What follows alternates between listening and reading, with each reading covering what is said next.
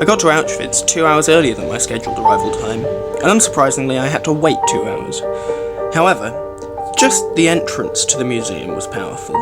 Large glass plaques with dedications and acknowledgements to all the people, organisations and governments that had helped this place survive. A 6-metre long line of cubes with information about the camp, and another 6 metres parallel showing the faces and records of the first 728 Polish prisoners ever sent here. There was a surprising contrast of the two lines in and out of the site. The queue to go in was bustling and exciting and full of anticipation, but just a small turn of the head to the exit and the people were all much more silent and contemplative. It's no surprise really, but it still struck a chord with me, how no one will ever really understand the horror that occurred unless you experienced it. Yet even just visiting the place of such atrocities has an overwhelming effect on people. When I entered the camp, I was immediately struck by the reality of it. You see pictures of people suffering in this place, and marching prisoners under the Arbeit macht frei sign, but it's truly real. And it warms me that so many people can visit this place for free, to learn and remember. But it also sickens me that where millions of people marched to their deaths forcibly, there has now been millions more marching the same route by choice, and taking photographs as just something to do on their jollies. But that could just be my cynicism. I'm not going to bore you with details of what is there. There are countless websites, books, films, and shows about that, and of course you could always plan to go yourself. I recommend it without a guide. It's cheaper, you can see it at your own pace, have time to think, and most of the info boards are in Polish, German and English, as well as guidebooks for €1.50 in every language. The one thing I will mention, however, is the International Memorial for the Victims of European Fascism.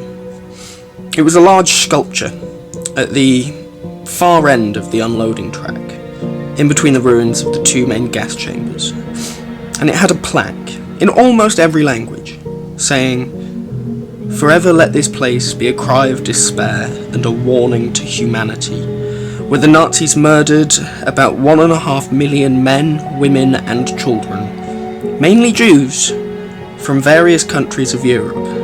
Auschwitz-Birkenau, 1940 to 1945. A touching and true sentiment. Many plaques had flowers and candles. However, on the English one, someone laid a poppy on a wooden cross.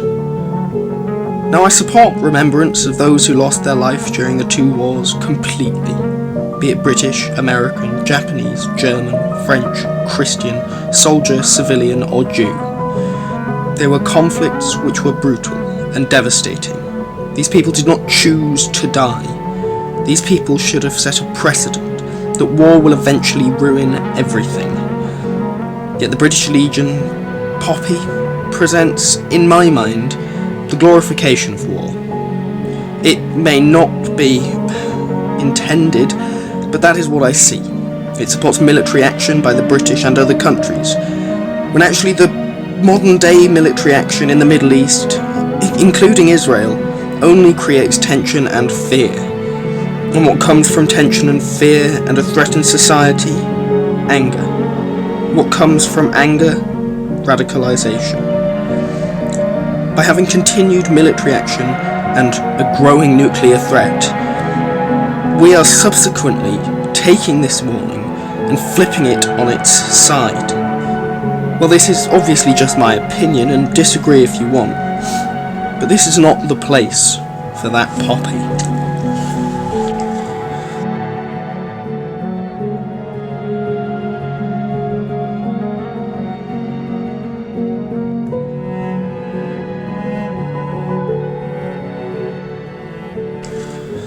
That night, when I finally left the place where so many others couldn't, I went to the shop, counting my blessings with every step. After I got my things, the woman at the counter gave me a confusing look, almost of pity, but I ignored it. It wasn't until I got into my room and unpacked the goods that I understand the clerk's expression.